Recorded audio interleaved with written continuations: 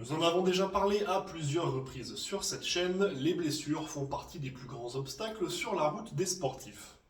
Mais s'il est intéressant de savoir comment réduire leur occurrence ou les soigner, la base reste de comprendre les différents mécanismes qui les causent. Et c'est exactement ce dont nous allons parler ensemble aujourd'hui.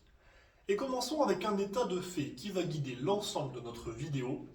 Toutes les blessures, et je dis bien toutes, proviennent d'une forme ou d'une autre de surcharge. Développons. Comme vous le savez sûrement, lorsque vous vous entraînez, vous mettez des contraintes sur votre corps. Selon le type d'entraînement, ce seront différentes contraintes. Et si ces contraintes sont suffisamment élevées, alors elles vont envoyer un signal à votre organisme comme quoi il doit mettre en place des adaptations afin de pouvoir y faire face. Et ces adaptations sont mises en place lorsque vous récupérez. De ces états de fait découle un principe fondamental de l'entraînement que vous devez sûrement tous connaître. Pour progresser, il faut suffisamment récupérer par rapport à ce que vous vous entraînez. Mais alors, que se passe-t-il si vous vous entraînez plus que vous ne récupérez? Eh bien, votre corps, ou tout du moins certaines de ses structures, vont tomber dans une surcharge. Les contraintes qui seront appliquées seront trop élevées par rapport à ce qu'elles peuvent récupérer. Et ça, c'est le mécanisme de n'importe quelle blessure. Mais creusons un petit peu plus ce sujet. Déjà, il faut différencier deux types de blessures, les blessures traumatiques et les blessures développées. Je vous renvoie vers la vidéo que j'ai dédiée à ce sujet afin que vous ayez toutes les informations et que vous puissiez bien comprendre de quoi nous parlons. Le lien est en description.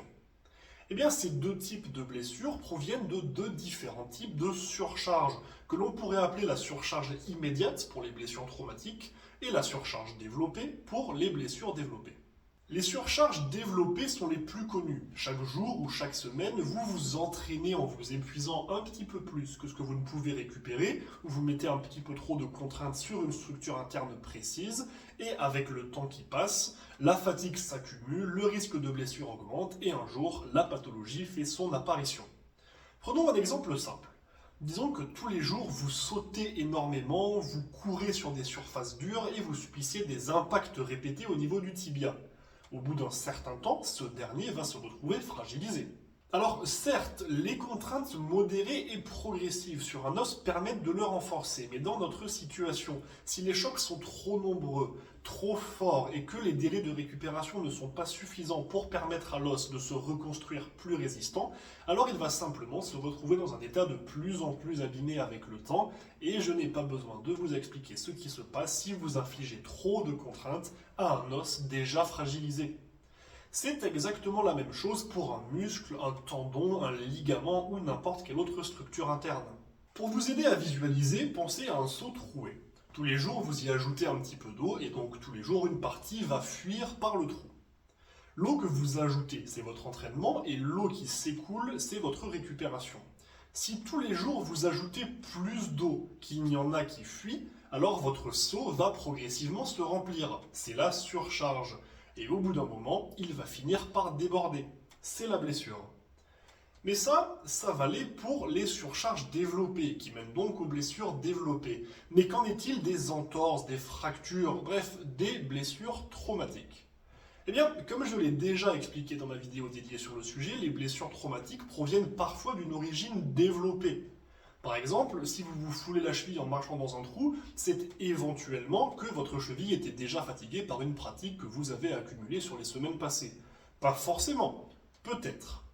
Mais même dans l'autre cas, dans la situation où votre cheville est en parfait état et que c'est simplement le fait de marcher dans un trou qui a causé un étirement trop brusque à un ligament qui fait qu'il a rompu, cette blessure parfaitement traumatique provient tout de même d'une forme de surcharge. Je m'explique. Pour faire simple, chacune de vos structures internes, les os, les muscles, les tendons, les ligaments et tous les autres, possèdent un certain nombre de limites immédiates. Votre os, par exemple, peut résister à un certain nombre de chocs. Si vous tapez dessus avec votre main ou si vous vous cognez contre un mur, votre radius devrait tenir le coup.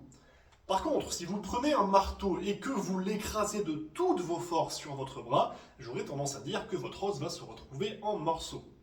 De la même manière, lorsque vous bougez la cheville, certains de vos ligaments vont se retrouver plus ou moins étirés, mais ils sont largement en capacité de résister à ces contraintes sans subir de dommages.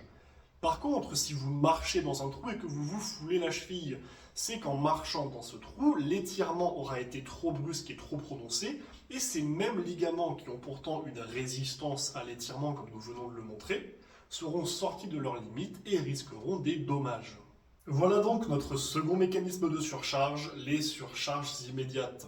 Sans passer par des successions de phases d'entraînement et de récupération insuffisantes pour progressivement développer une surcharge au fur et à mesure du temps, les contraintes immédiates sont simplement trop élevées et la structure mise sous tension ne peut pas y résister. Vous aurez donc compris que le terme surcharge peut définir le fait de dépasser ses capacités de récupération, mais également le fait de dépasser les limites de tolérance de nos structures internes. Que ce soit pour l'étirement, pour les chocs ou n'importe quoi d'autre, chacune de ces structures possède différentes limites. Et les dépasser représente une forme de surcharge immédiate qui peut mener à une blessure.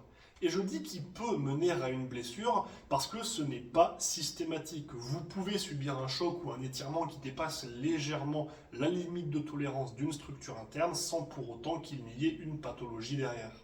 J'espère que cette vidéo vous aura été utile. Si vous avez des questions, suggestions ou n'importe quoi, n'hésitez pas à passer par les commentaires ou contactez-moi directement via mes réseaux sociaux. Les liens sont en description de la vidéo. Sur ce, bon entraînement et n'oubliez pas, rendez-vous fiers.